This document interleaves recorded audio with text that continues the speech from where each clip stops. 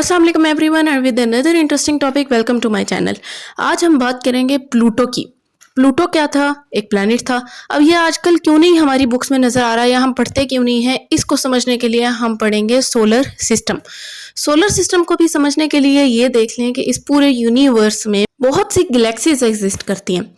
हम जिस गैलेक्सी का हिस्सा हैं उसका नाम है मिल्की वे गैलेक्सी। हमारी इस गैलेक्सी का सबसे मेजर पार्ट क्या है? वो है सन, सोर्स ऑफ एनर्जी, जो अपने इर्द गिर्द मौजूद सारे मटेरियल्स को, सारी बॉडीज को एनर्जी प्रोवाइड कर रहा है। अब वो बॉडीज कौन सी हैं, उनको क्या कहते हैं? सन के इर्द गिर्द कुछ स्फेरिकल बॉडीज मूव कर रही होती हैं कॉन्स्टेंटली हर टाइम पे। और ये याद रखें कि स्पेस में हर चीज ही मूव कर रही होती है। इन बॉडीज को, जो स्फेरिकल बॉडीज हैं, इनको हम कहते हैं प्लैनेट्स। अब ये 8 प्लैनेट्स हैं जो आप अपनी बुक्स में पढ़ रहे हैं। अब जितनी चीजें स्पेस में नेचुरली मौजूद होती हैं, जो हर टाइम पे ही मूव कर रही हैं, उनको कहते हैं सेलेस्टियल बॉडीज। जैसे स्टार्स हैं, प्लैनेट्स हैं, मून्स हैं, मेटियोराइड्स, एस्टेरॉइड्स और बहुत सी चीजें जो आपको इस इमेज में नजर आ रही हैं, इन्हें कहते हैं celestial bodies. Basically solar system में सन के इर्द गिर्द रिवॉल्व करने वाले प्लैनेट्स और प्लैनेट्स के इर्द गिर्द रिवॉल्व करने वाले सैटेलाइट्स या फिर मून सोलर सिस्टम का पार्ट है। नेचुरल सैटेलाइट्स की मैं बात कर रही हूँ, इसकी भी हम डिटेल में बाद में देखेंगे कि ये सैटेलाइट्स क्या हैं। ये सब प्लैनेट्स बाकायदा ऑर्बिट्स में मूव कर रहे होते हैं अराउंड द सन। अब सन के इर्द गिर्द जब वो मूव करते हैं और अपना एक पूरा सर्कल कंप्लीट करते हैं, इसको कहते हैं रेवोल्यूशन। और ईयर की फॉर्मेशन, साल की फॉर्मेशन इसी तरह होती है जब वो पूरा एक सर्कल कंप्लीट हो जाता है।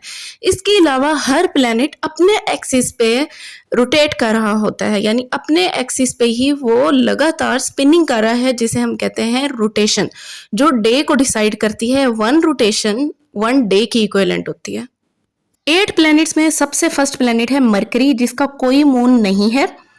1 day on mercury 59 earth days के इक्विवेलेंट होता है। सेकंड है वीनस। वीनस का 1 डे 243 अर्थ डेज की इक्विवेलेंट, जबकि उसका साल 225 अर्थ डेज के इक्विवेलेंट होता है। ये सबसे हॉटेस्ट प्लैनेट है। थर्ड पे हमारा फेवरेट, हमारी अर्थ।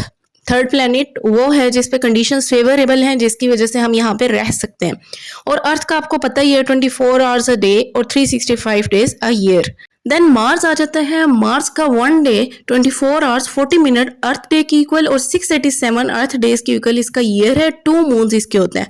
Then largest planet on solar system वो जुपिटर है। जुपिटर का एक दिन 10 घंटों के बराबर होता है, जमीन के 10 घंटों के बराबर। और मून पे इसके एस्ट्रोनॉमर्स का कॉन्फ्लिक्ट है, कुछ के अकॉर्डिंग 79 और कुछ के अकॉर्डिंग 92 है। देन है सैटर्न। इस प्लैनेट में ज्यादा गैसेस होने की वजह से इसकी डेंसिटी सबसे लोएस्ट है। इसके इर्द गिर्द ये आपको रिंग्स नजर आ रहे हैं, ये 7 रिंग्स हैं। इसके मून्स में भी कुछ कहते हैं कि 82 मून्स हैं, कुछ कहते हैं कि अब 292 तक डिस्कवर हो चुके हैं। Then coldest planets Uranus and Neptune. Uranus -224 degree centigrade with 27 moons exist करता है। नेपच्यून -214 डिग्री सेंटीग्रेड और इसके ऑलमोस्ट 14 मून्स डिस्कवर हो चुके हैं। अब इस इमेज में हर प्लैनेट का रेवोल्यूशन पीरियड के अर्थ डेज के अकॉर्डिंग कौन सा प्लैनेट कितने टाइम पीरियड में सन के इर्द गिर्द रिवॉल्व कर रहा है। हमने जब अपनी स्टडी स्टार्ट की थी तो बचपन में हम 9 प्लैनेट्स पढ़ते थे, 8 नहीं पढ़ते थे। 9th प्लैनेट लास्ट पे था और वो सबसे छोटा प्लैनेट था, उसका नाम था प्लूटो।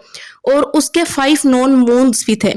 एकदम से वो स्टडी से स्किप हो गया और डवार्फ प्लैनेट्स में उसका नाम आ गया। क्यूरियोसिटी होती थी कि ये कैसे हुआ, 9 से एकदम 8 प्लैनेट्स हो गए, प्लूटो किधर गया। पता ये लगा कि IAU यानी कि इंटरनेशनल एस्ट्रोनॉमिकल यूनियन के अकॉर्डिंग 3 रूल्स हैं प्लैनेट को प्लैनेट कहलाने के लिए। नंबर 1 ये है कि वो ऑर्बिट करता हो अराउंड द सन।